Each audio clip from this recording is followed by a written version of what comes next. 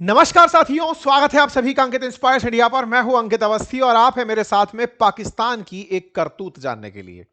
पाकिस्तान ने हाल ही में एक आर्मी चीफ को मरवा दिया है। ऐसा मैं बयान क्यों दे रहा हूं, इसके लिए आज आपको यह विस्तार से सेशन सुनना चाहिए। आर्मी चीफ हैं लीबिया के। आर्मी चीफ लीबिया के पाकिस्तान ने मरवा दिए, और तब जब उसने लीबिया के साथ ही $4 बिलियन का पैक्ट साइन किया हो, डिफेंस पैक्ट साइन किया हो। पाकिस्तान हथियार निर्यात करेगा लीबिया को। यह खबर सुनने के बाद अगर आप यह भी सुन लें कि उसी देश के आर्मी चीफ को मरवाने का आरोप भी पाकिस्तान पर लग गया हो, तो यह निश्चित ही एक बड़ी कॉन्स्पिरेसी थ्योरी प्रतीत होती है। समझ से परे निकलती है लीबिया के आर्मी चीफ की किलिंग होना, और वो किलिंग भी तुर्की में होना। एक साथ इतनी सारी चीजें, लीबिया, पाकिस्तान, तुर्की। अब ये तुर्की कहां से आ गया? और जिसके साथ डिफेंस डील कर रहे हो उसी के आर्मी चीफ को मरवा दे रहे हो। यह आरोप लग रहा है आसिम मुनीर के ऊपर। आसिम मुनीर जो पाकिस्तान के आर्मी चीफ और कमांडर इन चीफ बनकर बैठे हुए हैं, फील्ड मार्शल बनकर बैठे हुए हैं। हेडलाइन सुनिए। पाकिस्तान ने $4 बिलियन की हाल ही में लीबिया के साथ ट्रेड डील की है, वेपन बेचने के लिए, कि वो लीबियन फोर्सेस को $4 बिलियन में वेपन बेचेगा। दिमाग में एक साथ बड़ा सवाल यह कि पाकिस्तान एक्सपोर्ट करने निकल पड़ा है, और वो भी वेपन। कौन से वाले वेपन पाकिस्तान के पास आ गए? वही वेपन जो वो चाइना से खरीदता है। चाइनीज माल को पाकिस्तानी मोहर लगाकर लीबिया को बेचने जा रहा है। तो क्या चाइना वाले नहीं बेच सकते थे? क्या नहीं, नहीं, नहीं, नहीं। लीबिया और पाकिस्तान की एक अजब दोस्ती है। इतनी अजब दोस्ती है कि पाकिस्तान के परमाणु कार्यक्रम को शुरुआत में फाइनेंस देने वाला देश लीबिया था। लीबिया, उसकी कहानी भी आज के सेशन में बताऊंगा जरूर, क्योंकि जब तक आज के सेशन में लीबिया स्थापित नहीं होगा, जनरल गद्दाफी स्थापित नहीं होंगे, तानाशाह गद्दाफी स्थापित नहीं होंगे, तब तक पाकिस्तान के अंदर तानाशाहों को कैसे समझ पाएंगे? ये तानाशाहों की अजीब केमिस्ट्री आज के सेशन में पहले डिस्कस होगी, फिर आज की कहानी विस्तार से खुलेगी, क्योंकि टाइटल फिलहाल कॉन्स्पिरेसी का है। कॉन्स्पिरेसी इस बात की कि लीबिया के आर्मी चीफ मोहम्मद अल हदाद एक प्लेन क्रैश में मर जाते हैं। तुरंत उसके बाद जब पाकिस्तान एक ट्रेड डील करता है, एक डिफेंस डील करता है लीबिया में रिबेल खलीफा हफ्तार के साथ। कुछ चमका? कहानी में ट्विस्ट है। ट्विस्ट यह है, लीबिया के आर्मी चीफ मरते हैं, लेकिन पाकिस्तान ने जो डील की है वो रिबेल खलीफा हफ्तार से की है। रिबेल नाम नहीं है, विद्रोही है। मतलब लीबिया के अंदर सरकार के विरोध में एक आदमी बैठा है, और उसका नाम है खलीफा हफ्तार। खलीफा हफ्तार को पाकिस्तान $4 बिलियन के वेपन बेचेगा, और $4 बिलियन के वेपन जिसे बेच रहा है उसके विरोधी को तुर्की में मरवा देता है। गजब। चलिए डिस्कस करते हैं। तस्वीरें देख लीजिए पहले एक एग्रीमेंट की, और इस एग्रीमेंट के बाद पहले कहानी समझते हैं। थोड़ा कहानी में लीबिया को स्थापित करते हैं, क्योंकि आजकल आप चर्चा में सुनते हैं चाइना, रशिया, अमेरिका, यूक्रेन, आजकल चर्चा में बांग्लादेश भी है। तो लीबिया की कहानी इसलिए पता हो क्योंकि जब जियोपॉलिटिक्स सुन रहे हो, और हां, अगर भारत से स्थापित ना हो जाए तो सेशन छोड़ जाइएगा। चलिए, तो सबसे पहले लीबिया समझते हैं। देखिए साहब, ये रहा मेडिटेरेनियन सी, भूमध्य सागर, जिसके पूर्व में इजराइल देखते हैं, जिसके पश्चिम की तरफ आप अटलांटिक सी देखते हैं। ये जो मेडिटेरेनियन सी है, ये दुनिया के लिए हमेशा बहुत मायने रखा है। क्यों? क्योंकि इसके उत्तर की तरफ पूरा यूरोप बसा है, और यूरोप को एशिया आना था स्वेज कैनाल के थ्रू, तो अफ्रीका के किनारे बसे हुए ये जो देश हैं, ये बहुत मायने रखते हैं। फिलहाल के लिए लीबिया के बारे में और थोड़ा जान लीजिए। लीबिया में आबादी लगभग 73 लाख की है। बोले मैं क्यों जानूं? इसलिए जान लीजिए क्योंकि यहां पर दुनिया का 3% तेल पाया जाता है। बोले ये भी मेरे लिए किस काम की बात है? इस काम की है कि दुनिया के अंदर टॉप 10 अगर तेल निर्माता, तेल के भंडारण वाले देश हैं, उनमें से लीबिया एक है। अफ्रीका का उत्तर में बसा हुआ एक देश है, और इस देश के अंदर तेल ही इनकी आमदनी का सबसे बड़ा सोर्स है। यानी कि इनकी जीडीपी 90% से अधिक जिस चीज पर निर्भर करती है वो तेल पर निर्भर करती है। ठीक है? तेल के लिए 73.8 लाख की आबादी और लगभग 46 बिलियन की इनकी जीडीपी। ये आपको दो फैक्ट तात्कालिक रूप से पता रहे तो ठीक है। पूरी तरह से सहारा डेजर्ट में बसा हुआ देश है, लेकिन मेडिटेरेनियन सी के नजदीक होने के कारण सी कोस्ट में और सहारा के डेजर्ट में इनके पास तेल निकलता है। लीबिया यहां पर टॉप 10 जो तेल के भंडार रिजर्व हैं उनमें से सबसे प्रमुख देशों में से एक है। जहां वेनेजुएला नंबर 1 पर है तो लीबिया आपको नंबर 10 पर दिखाई पड़ता है। जीडीपी के हिसाब से अगर हम बात करें तो आज ये प्रतिदिन 1.245 मिलियन बैरल तेल निकाल रहा है। दुनिया का तेल भंडार होने के साथ साथ तेल पहले ही खूब बढ़िया निकालता था, आजकल खरीदार थोड़े कम मिल रहे हैं, लेकिन हाँ, आज भी 2021 के अंदर जो इनका सरकारी राजस्व है उसका 98% इनके तेल निकालने से ही आता है। तेल बेच करके ये राजस्व कमाते हैं। खैर, बहुत से देश हैं तेल पैदा करने वाले, निकालने वाले। ऐसे में लीबिया तेल से ज्यादा चर्चित रहा यहां के तानाशाह के चलते। हालांकि तानाशाहों पर मैं एक पूरी सीरीज करना चाहता हूं और उसके लिए मैं सोचता भी हूं कई बार, लेकिन हां, आज चर्चा में है तो इस व्यक्ति पर थोड़ा सा समय दे ही दिया जाए। नाम है जनरल गद्दाफी। जनरल क्योंकि सेना के थे। गद्दाफी यहां पर बैठे एक राजा को हटा कर आए थे। एक ऐसा विद्रोह हुआ जिसमें कोई नहीं मरा। जनरल साहब सत्ता में आते हैं और सोशलिस्ट पॉलिसी ले आते हैं। सोशलिस्ट पॉलिसी ऐसी कि सबका हम भला चाहते हैं, सबका भला चाहने के लिए शिक्षा फ्री कर दो, चिकित्सा फ्री कर दो, सबका पढ़ना मैंडेटरी कर दो, बढ़िया बढ़िया बातें करते हुए एक सैन्य अधिकारी 1969 के अंदर लीबिया के अंदर सेना से निकलकर सेना अध्यक्ष के पद तक पहुंच करके और देश पर शासन करने के लिए चले आते हैं। लेकिन धीरे धीरे सनकी होते चले जाते हैं। डर लगने लगता है कि कोई जनता इनको यहां से पद से ना हटा दे। सनक की कहानियां इतनी कि इन्हें आज अगर सनकियों के अंदर जाना जाए तो उनमें से सबसे बड़े सनकियों में से एक है। किस्से कहानियां बहुत हैं, जब सीरीज करेंगे कभी तानाशाहों पर तो इनकी चर्चा होगी। फिलहाल के लिए सनकी किस्सों में आप ऐसे समझ लीजिए कि ये एक बार में जब घर से बाहर निकलते थे तो गाड़ियां 2 दिशाओं में दौड़ाई जाती थी ताकि कंफ्यूजन ये रहे कि भाई साहब कौन सी गाड़ी में बैठे हैं। हवाई जहाज एक साथ 2 उड़ा करते थे और उड़े हुए एक हवाई जहाज में से कोई एक हवाई जहाज 2 घंटे बाद वापस लौट कर आता था। फिर गद्दाफी उसमें चढ़ते थे। आप पूछेंगे अजीब आदमी हो यार, हवा में उड़ाकर 2 घंटे बाद नीचे कौन लाता है? बोले कहीं किसी ने बम तो नहीं लगा दिया है। इस तरीके से टेस्टिंग हो गई और उसके बाद में फिर ये जाकर उसमें बैठते थे। और तो और पड़ोसी मुल्कों को भी ये बताकर रखते थे कि मैं कार से आ रहा हूं। जैसे पड़ोस में इनके ट्यूनीशिया है, वहां एक बार सरकार इनका इंतजार कर रही थी, साहब ये गेस्ट बनकर वहां जा रहे थे, बता दिया कि हम कार से आ रहे हैं, कार से आ रहे हैं। सारा सरकारी अमला इंतजार कर रहा है कि साहब कार से आएंगे। लेकिन कुछ ही देर बाद में उनके हवाई क्षेत्र में एक जरूरी मैसेज आता है कि एक अति महत्वपूर्ण व्यक्ति ट्यूनीशिया में उतरना चाहता है। ट्यूनीशिया वाले समझ नहीं पाते कौन आ रहा है, तब भी नहीं बताया जाता कि गद्दाफी आ रहे हैं। बोले एक अति महत्वपूर्ण व्यक्ति हैं, उतरने की इजाजत चाहते हैं। तो कुछ इस तरह से अपनी मौत के डर के चलते ये जाने गए। हालांकि बाद में लोगों ने ही इन्हें मार दिया। 2011 में ये मरे। 42 साल तक सत्ता में रहे।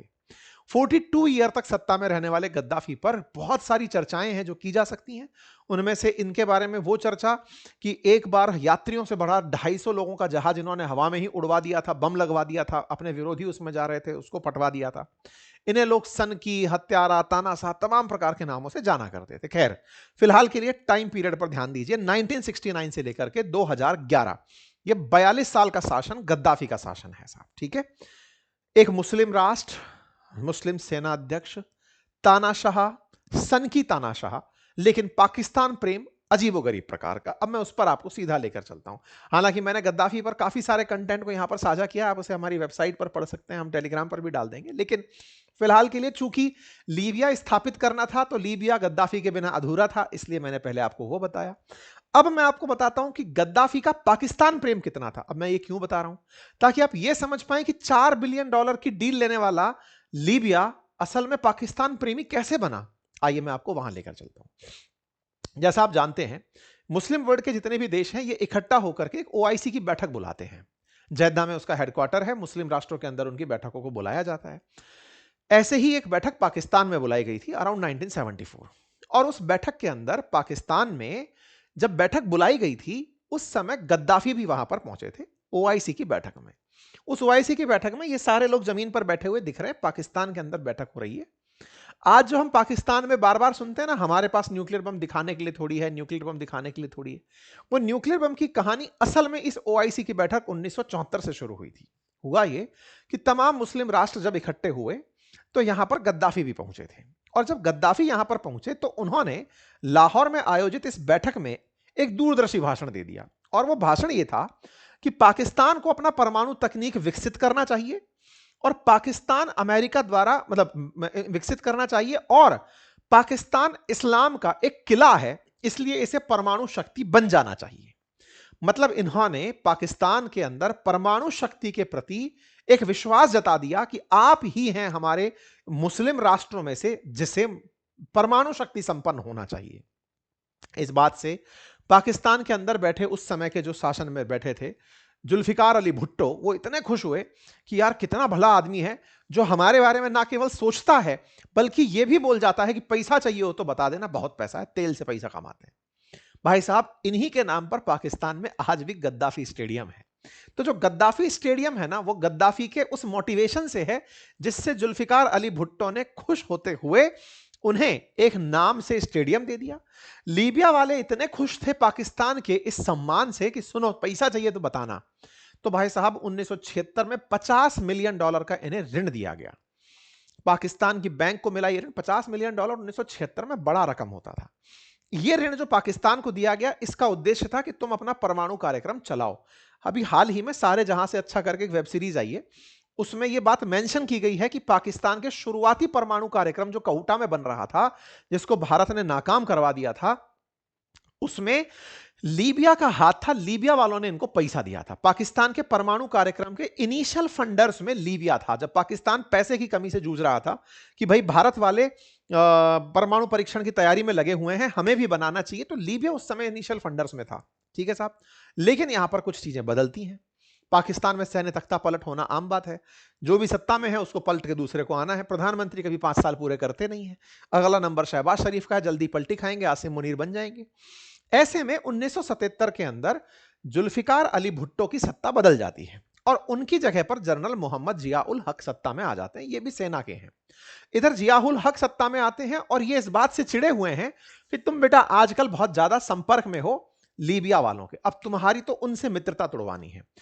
तुम पाकिस्तान के अंदर उनकी नीतियों को लाना चाहते हो, सोशलिस्ट नीतियों को लाना चाहते हो, तुम काम के हो ही नहीं। तो बोले क्या करें साहब, जिया उल हक आते हैं।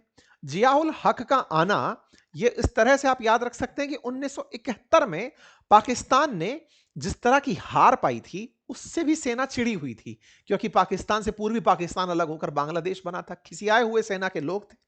सत्ता में आते हैं, जुल्फिकार अली भुट्टो पर फूट पड़ते हैं और उनको फांसी पर लटका देते हैं। 1979 में जुल्फिकार अली भुट्टो को फांसी पर, अभी जुल्फिकार अली भुट्टो कौन है? बेनजीर भुट्टो का बाप, ठीक है ना। वर्तमान में जो पाकिस्तान का राष्ट्रपति है वो बेनजीर भुट्टो का पति है, आसिफ अली जरदारी, ठीक है ना।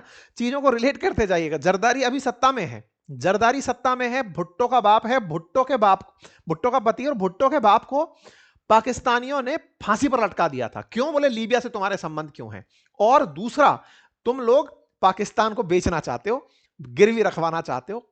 ये सारी बातें उस समय के सेना वालों का मानना था। खैर जो भी है, 1979 में बहुत से कारण थे सेना के, लेकिन लीबिया से संबंध रखना भी उनके पीछे पनिशमेंट का एक कारण बना था। फिलहाल जुल्फिकार अली भुट्टो मरवा दिया अपन ने। अब सेना यहां शासन में आती है। लीबिया का इस बात पर भयंकर गुस्सा होता है कि यार ये क्या मतलब है, हमारे संबंधों पर तुम इस तरह की हरकत कर रहे हो। इस बीच में लीबिया की तरफ से, क्योंकि गद्दाफी अभी भी बने हुए हैं, वो 69 में बैठे हैं और 11 तक रहने वाले हैं, इसको इस तरह से समझिएगा। इस बीच में वो इनके बच्चों को लीबिया बुलवा लेते हैं कि इन्हें यहां भेज दो और हम अपने पास रख लेंगे। खैर कोई बात नहीं।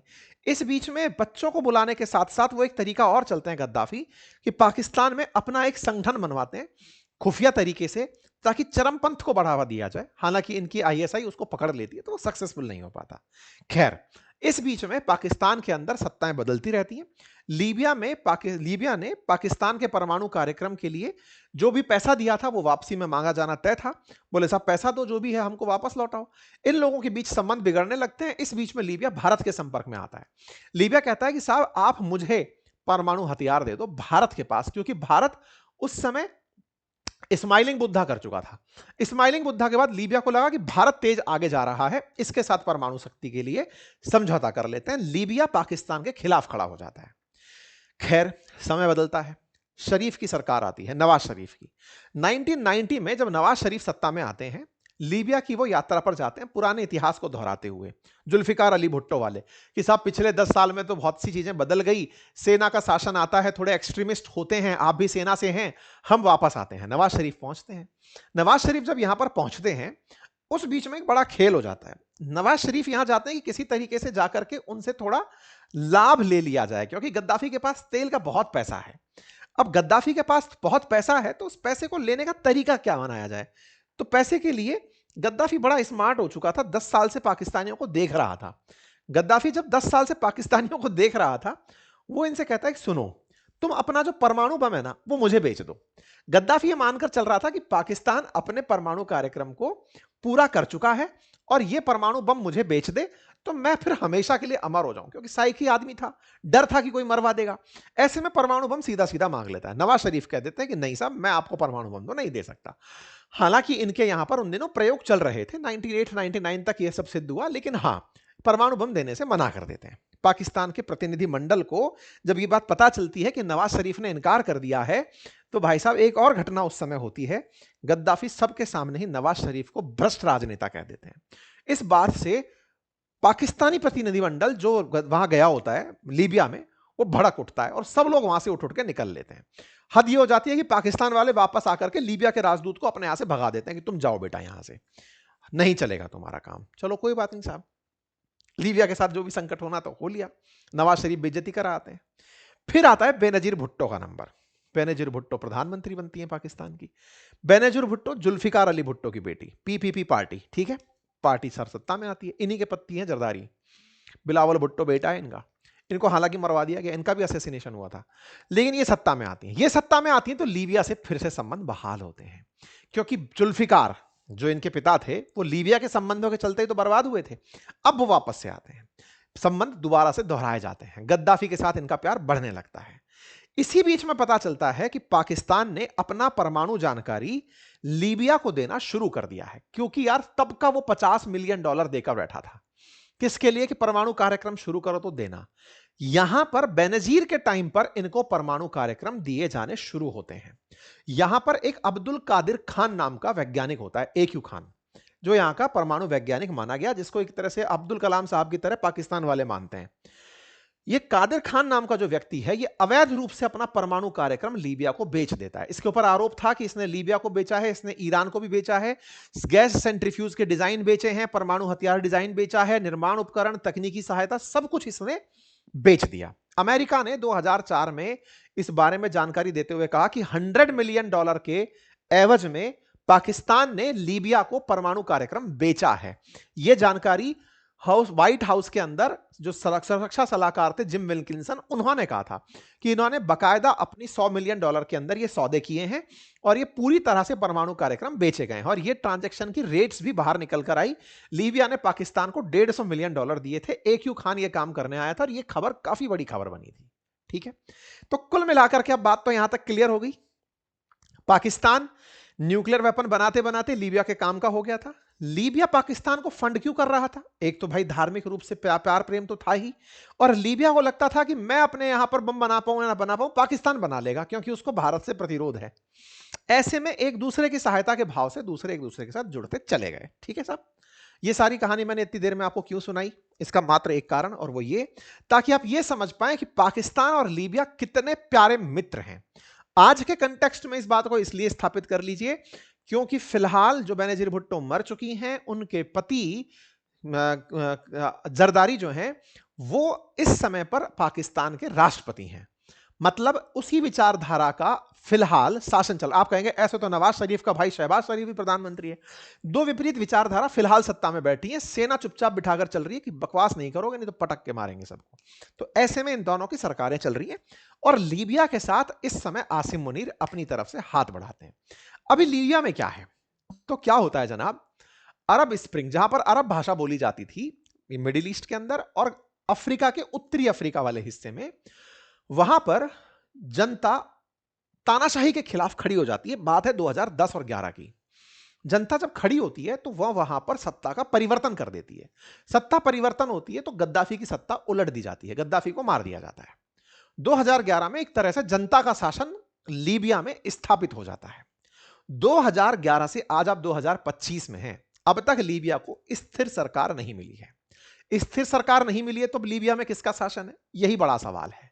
लीबिया में इस समय दो सरकारें चल रही हैं, एक वो जो कि यूनाइटेड नेशंस मान्यता प्राप्त है और एक वो जो तेल के कुओं पर कब्जा करके बैठी हुई रिबेल्स की सरकार है।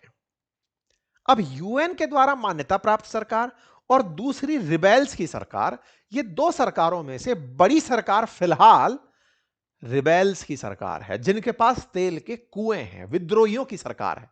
ये बिल्कुल वैसे ही है जैसे यमन में है हूतिये और हदिये, दो प्रकार के लोग हैं, हूती और हदी, जो कि यमन में है। ऐसे ही लीबिया में एक शासन यूएन द्वारा स्थापित है और एक शासन जो कि विद्रोहियों का है। विद्रोहियों का एरिया बड़ा है। जो लीबिया की राजधानी है त्रिपोली, वहां पर नाटो समर्थित यूएन का शासन है या यूएन वाली पार्टी का शासन है। अब यहां तक क्लियर हुआ? आइए अब आगे बढ़ते हैं। ये जो आप हस्ताक्षर होते हुए देख रहे हैं आसिम मुनीर की प्रेजेंस में, ये पाकिस्तान की तरफ से साइन किया जा रहा है विद्रोहियों के साथ में। विद्रोही $4 बिलियन के पाकिस्तान के माध्यम से JF-17 जो चाइना वाले फाइटर जेट है वो खरीद रहा है। विद्रोहियों के पास इतना पैसा है कि वो पाकिस्तान से फाइटर जेट परचेज कर रहा है। यही वो डील हो रही है। फिर ये मर कौन गया? जो यूएन द्वारा स्थापित सेना सरकार है, उसका भी एक सेना का कमांडर है, उसका भी एक सेना का चीफ है, वो मर गया। कहां मर गया? वो तुर्की की यात्रा पर गया था। तुर्की की यात्रा पर क्यों गया था? क्योंकि वो तुर्की से डिफेंस डील करना चाहता था। इंटरेस्टिंग देखिए, तुर्की और पाकिस्तान के बीच में हो सकता है रस्साकसी हो जाए यहां पर। किस बात पर? ध्यान से समझिए। यह व्यक्ति जो मरा है ना, यह यूएन वाली सरकार का चीफ था। यह तुर्की से आर्म डील करने गया था। यह पाकिस्तान से आर्म डील नहीं चाहता था। तुर्की भी डिफेंस इक्विपमेंट बेचना चाहता है, पाकिस्तान भी बेचना चाहता है। पाकिस्तान के अपने नहीं है, वो चाइनीज F-16 जो JF-17 है, उन्हें अपना स्टिकर लगा के देना चाहता है। इसी काम के लिए जब यह तुर्की गया तो तुर्की से इसकी हवाई जहाज के उड़ते ही 30 मिनट में ब्लास्ट हो जाता है। 8 लोग बैठे थे, सब के सब मर जाते हैं। यहां पर सारी खबर बनती है। यहां पर साहब ये देखिए, 16 JF-17 फाइटर जेट खरीदने के लिए पाकिस्तान की तरफ से, पाकिस्तान और इनके बीच में समझौता होता है।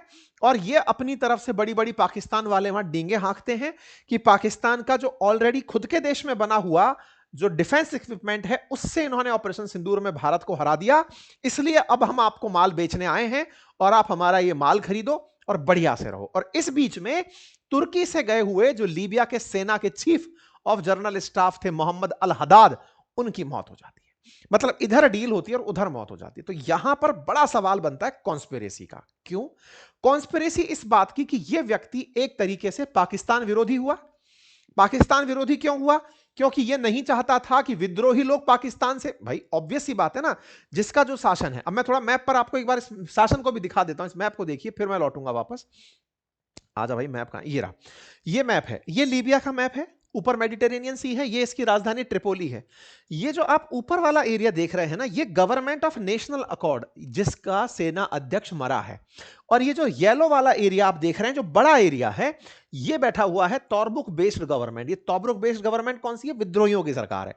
विद्रोहियों की सरकार से पाकिस्तानियों ने समझौता किया और ये वाली जो सरकार है, ये तुर्की से समझौता करने गई थी। जिसका सेना अध्यक्ष मरा है वो इसका आदमी है। मरवाया कौन होगा? पाकिस्तान। यह बात कौन बोल रहा है? सब लोग बोल रहे हैं। तुर्की भी इसी बात की जांच पर निकला हुआ है। यहां पर आप तस्वीरें देखते हैं, ये वो मलबा है जो हवाई जहाज फटने का है, और ये घर के पीछे ब्लास्ट होती हुई तस्वीरें शायद आपको दिखाई दे रही हो। ये मृतकों के शरीरों को उठाते हुए ले जाकर दिखाया गया। 8 लोगों की जान गई थी। हमने अपने, जब ये ब्लास्ट हुआ था उस समय पर आपके लिए अपने जो वेबसाइट है हमारी अंकित इंस्पायर इंडिया की, वहां पर इसे पहले ही शेयर कर दिया था। जो लोग यहां पर थे उनका कहना था कि ऐसा लगा जैसे कोई बम फटा हो, और यहां पर बम फटने की जो सूचना है वो असल में ब्लास्ट की थी, हवाई जहाज में हुए ब्लास्ट की। तुर्की ने इसे किलिंग माना है, ना कि टेक्निकल फॉल्ट। तुर्की इस बात से चिढ़ा हुआ है, लेकिन वो बोले कैसे? पाकिस्तानी अपनी औकात पर जो आ गए। तुर्की सरकार ने घटना की जानकारी देते हुए कहा कि हम इसको ये नहीं मानते कि मौसम की वजह से हुआ है। मोहम्मद अल हदाद जो मरा है, ये लीबिया के अंदर सेना का स्टाफ चीफ था और ये लंबे समय से यहां पर था। देश के अंदर जो त्रिपोली समर्थित सरकार है, जो कि दबीबा के द्वारा चलाई जा रही है, उसका सेना अध्यक्ष यही था। और दूसरी तरफ खलीफा हफ्तार का जो प्रशासन है, उनके साथ पाकिस्तानी लोग समझौता करने गए थे। तो आप तस्वीर में देखें, तुर्की गए हुए इस आदमी की तस्वीरें ये रही। तुर्की के अंदर की फोटोज हैं। यही व्यक्ति वहां से निकलकर मरा है। खेला पाकिस्तानियों के द्वारा किया गया है, ऐसा आरोप लग रहा है।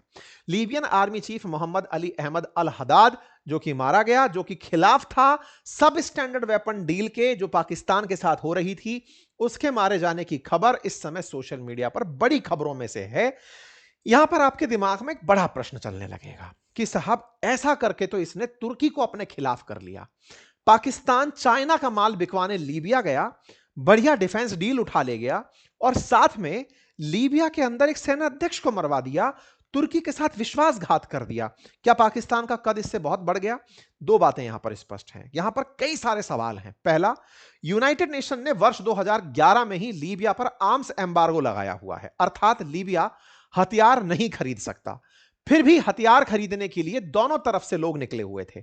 ऐसे में बड़ा सवाल यूएन के इस समय कार्यहीन होने पर है कि कैसे यूएन के प्रेजेंस में ये सारे काम हो रहे हैं। दूसरा, अमेरिका पाकिस्तान पर इतनी आंखें मूंद कर कैसे रह सकता है कि वो चीनी वेपन्स को बिकवाने के लिए दूसरे सेक्टर में जा रहा है और अमेरिका चुप बैठा हुआ है। तुर्की जो पाकिस्तान पर विश्वास करके उसके साथ हमेशा खड़ा रहता है, उसके साथ डिफेंस डील करने आए हुए व्यक्ति को इस तरह की जब मौत मारी जाती है, तब भी वो पाकिस्तान पर कोई बयान क्यों नहीं देता है? ये तमाम सवाल हैं। चूंकि एक दो दिन पहले की घटना है, अब धीरे धीरे ये अनफोल्ड होंगे, रिश्तों में मजा मजा आने लगेगा। फिलहाल के लिए तो डील ही विवादों में है, बस यही सुर्खी चल रही है। लेकिन हां, आने वाले समय में कुछ तो बढ़िया होगा, क्योंकि तुर्की के अंदर जो भी घटना हुई, अगर वो पाकिस्तान प्रायोजित थी तब तो पाकिस्तान तो गयो, लेकिन उस विद्रोही ग्रुप द्वारा प्लांट थी जो कि दूसरी तरफ से पाकि हिस्से पर शासन कर रहा है, तो पाकिस्तानी लोग कहेंगे साहब हमने कुछ नहीं करा, ये तो इनकी आपस की लड़ाई थी, मर गए। खैर, व्यापार में सब कुछ जायज है जनाब, है ना? तो यहां पर अब देखना पड़ेगा कि किस तरह से ये घटना आगे बढ़ती है। लेकिन आपको घटना, मैंने बहुत ही सारगर्भित समय में बहुत बड़ी सारी घटनाओं को एक साथ समझाने का प्रयास किया है। जानकारी पसंद आई हो तो जरूर लाइक करिएगा, चैनल पर नए हैं तो सब्सक्राइब करिएगा। और हां, मैंने एक आपसे प्रॉमिस किया था कि मैं क्रिप्टो की लेक्चर सीरीज शुरू कर रहा हूं, बातें क्रिप्टो की करके, जिसमें आपको लगभग 12 लेक्चर्स ऐसे साझा करूंगा जिन्हें आप कंप्लीट देख करके लाइव ट्रेड तक पहुंच सकते हैं। पहला वीडियो आउट हो चुका है, उसका लिंक कमेंट बॉक्स में भी पिन है और वीडियो के आई कॉर्नर पर भी आपको दिखाई दे रहा है, आप उसे जाकर क्लिक कर सकते हैं।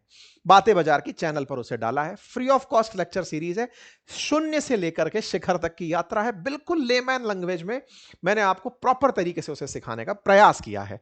जरूर वहां जाकर बताइए कैसा आपको लगता है, मैं आपके इंतजार में बैठा हूं प्रतिक्रिया जानने के लिए। और हां, बातें बाजार की जो हमारा एप्लीकेशन है, उस पर शेयर मार्केट से रिलेटेड, म्यूचुअल फंड से रिलेटेड जो हमारे कोर्सेज हैं, पोर्टफोलियो मैनेजमेंट से रिलेटेड जो कोर्सेज हैं, उन पर फ्लैट 50% ऑफ इस समय चल रहा है ईयर एंड सेल के नाम पर।